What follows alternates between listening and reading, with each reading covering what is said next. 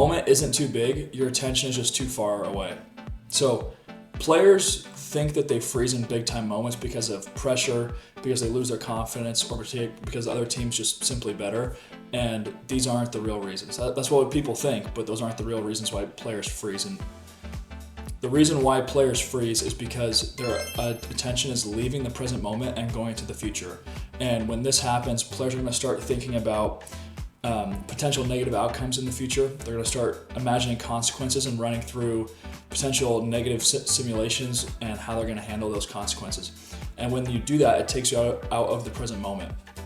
At the same time, people can also go back into the past and think about other times where maybe they haven't come through in a big pressure moment. So when your attention goes forward into the future or backwards into the past, you're losing your perception on the now. And when you lose your perception on the now, your skill erodes. It goes away. You can't hit the same. You can't throw the same. Suddenly you have yips. You can't move the same because you're tensing up. Your muscles are really tight. And overall, it's just really, really bad. So in this video, I'm going to break down exactly why freezing happens, the mechanism underneath it all, and systems that you can use to be present in any moment. So let me show you guys what this looks like in a real game. It's the 2021 NCAA Regionals. We were playing LSU in the first game of the regional, facing a really good pitcher on the mound. He ended up getting drafted, I think, like the 3rd round. First 2 at-bats, he had attacked me a lot with fastballs and changeups. I had hit 2 fastballs and 2-0 counts somewhat well. He was missing with his changeup. I wasn't chasing it. So I came up for that 3rd at bat, and I knew from my perception, from watching the game, from watching film, they hit a really good, sharp 12-6 curveball. I knew that from watching other right-handed batters go up. As the 3rd time through the order, I was just kind of thinking the game, and I was thinking, okay, you know, he hasn't really beat me with the changeup. He hasn't beat me with the fastball. I'm sure he'll go to the curveball at some point in this game. I wasn't thinking about what the potential outcomes were. I wasn't thinking about how he was going to try to go after me. All I was basing my thoughts off of was what I was seeing in the game and then sticking to my plan, which was I was going to wait and look for a curveball. This is where the thought of presence really comes in. I was focused on picking up the ball out of his hand shape, seeing the ball up, seeing the spin of the pitch. And that's exactly what happened. I got to a 1-1 count. I think he threw me a curveball up. Wasn't trying to do too much, wasn't trying to smoke it, just put a really good swing on it and got a nice solid result. Moments like this are pure perception. I was focused on the game, focused on the scouting report, focused on my plan, and that ended up working out for me. And this is the mechanism that I really want you guys to understand in this video. Okay, so freezing up is not an emotional failure. It's not being weak. It's really not even choking. Freezing is an attentional bottleneck where your brain puts its mental resources into the wrong aspect. So what does this mean? Your brain has limited resources. You can only think so many thoughts. You can only focus so hard. You can only do so much with your brain, right? We're trying to use 100% of our brain resources when we play. We're trying to put that all into focus, all into the things that we perceive, right? This is seeing the ball, hearing our teammates, feeling our swing, feeling our bodies, making sure that we're picking up signs, all of these different things. We want to have all of our focus on these resources that are going to help us play. When we freeze up and we use these resources the wrong way, it often stems with us overthinking and just not being in the present moment. So there's 2 main types of freezing up. The first one is prediction, which is where you go into the future, and this is where you're going to be thinking things like, what if I fail? What will people think of me if I do fail? Or if I don't come through? What if I strike out? What if I let everyone down? These are things in the future. They're often very, very negative things, which is not fair because us coming through is just as likely as us failing. But because we're so worried, because we're in the future, we're thinking about these potential negatives. The second type of freezing up is rumination, which that's going back into the past. So this would be thoughts like, remember last time? Don't do that again. Don't miss like you did yesterday. You've blown this moment before. And basically, those are bad because how we're showing up today, is hopefully better than how we're showing up yesterday if we're putting in the right work. This is also just a very negative, very awful reminder to ourselves. And these are things that we would never say to somebody else, but for some reason, we feel comfortable saying them to ourselves, right? Like you wouldn't go up to a teammate and be like, oh, remember last time that you didn't come through last week? Oh yeah, like hopefully you don't do that again. You would never say that. That's just being a dick, and you would never do that. So why do we do that to ourselves, right? But in both of these cases, attention leaves the present moment. So here is a really simple rule that I want you guys to think of. You cannot analyze the future or analyze the past and still be in the present moment, okay? So if you ever catch yourself thinking in the future, thinking in the past, you know that you're no longer present, and we need to get that focus back. Okay, so let me show you this concept visually now. So I want you to picture that you're walking a dog, and you're walking a very well-behaved dog. You're the walker, and your attention is the dog in this scenario. So when you're walking down the street, the dog is right next to you, right next to your feet. It's in sync with you.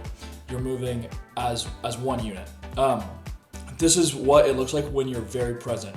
All of your skills are fully accessible. Your senses are online. You're focused. You're right where your feet are with that dog. This is where you're going to play your very best. This is where you're focused. Overthinking does not exist here. Going to the future, going into the past, it does not exist when the dog and your mind are right next to you, being present.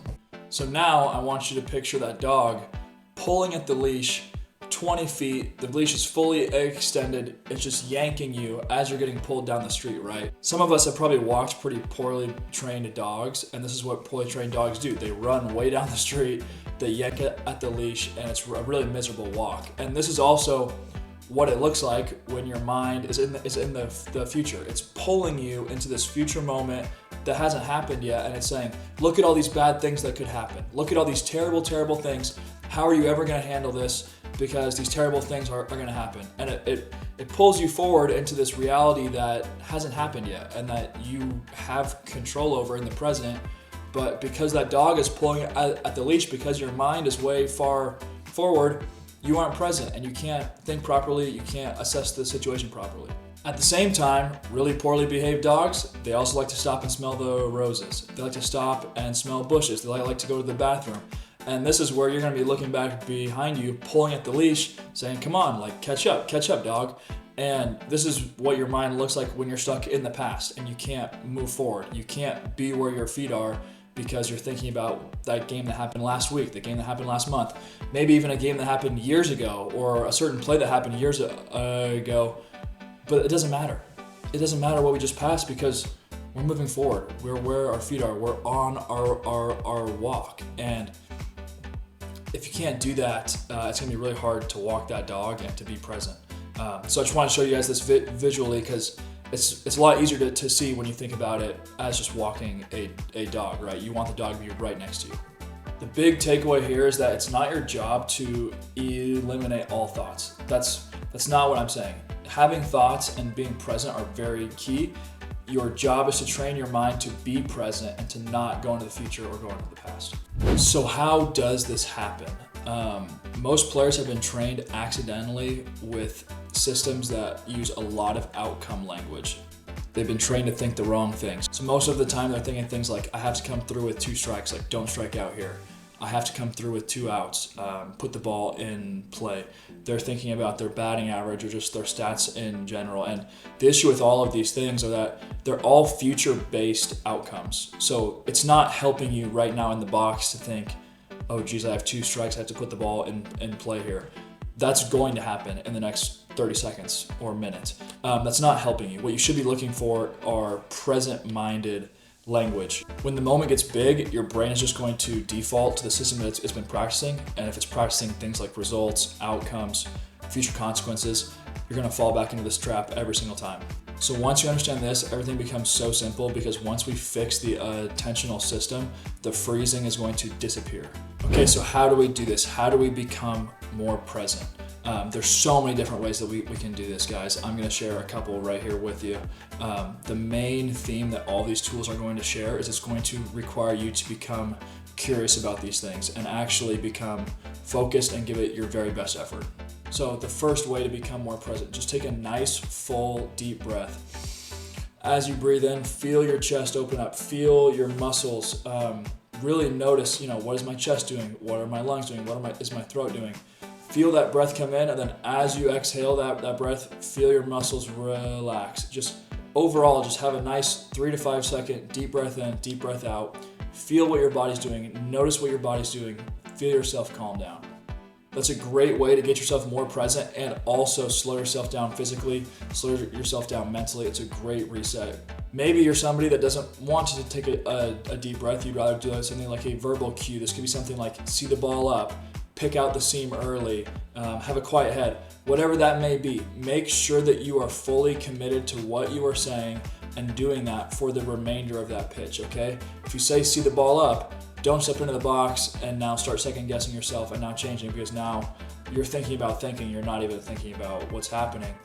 Pick something, stick to it, really hammer that home, make it clear, one phrase focus when you step into the box.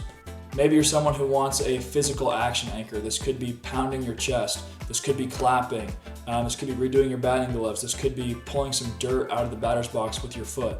Something to make your attention come back to a physical sensation and something that you notice. Bonus points here if you can tie this physical action, this physical sensation, into something with some deeper mental meaning. So let's say you're out in the field, you make an error, you start spiraling, you start thinking about the future, thinking about the past.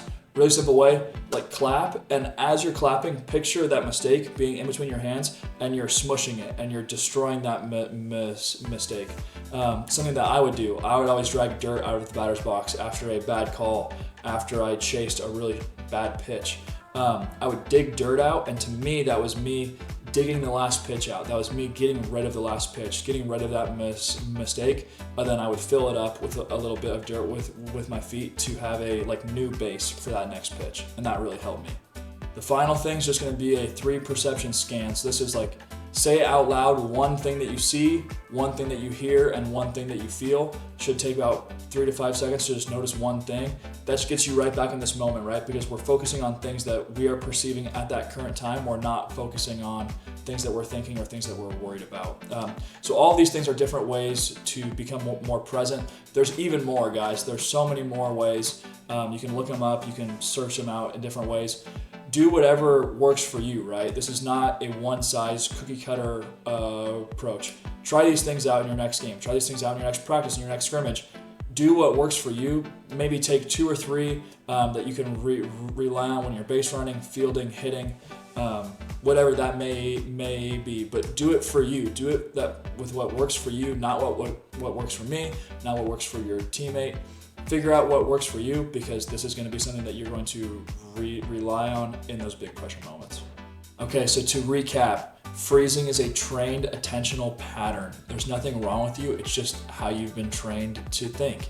And once we can change that system and change your thinking to get you back into the present moment more often, everything's going to change. You're going to execute way more consistently. You're going to actually be able to access the skill and the things that you've been practicing to come through in those big moments just very consistently. You're going to start coming through much more consistently.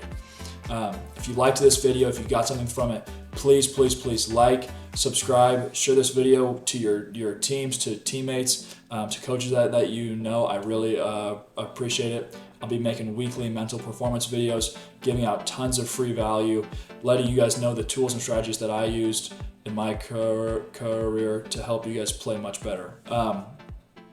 Yeah, I'll see you in the next one.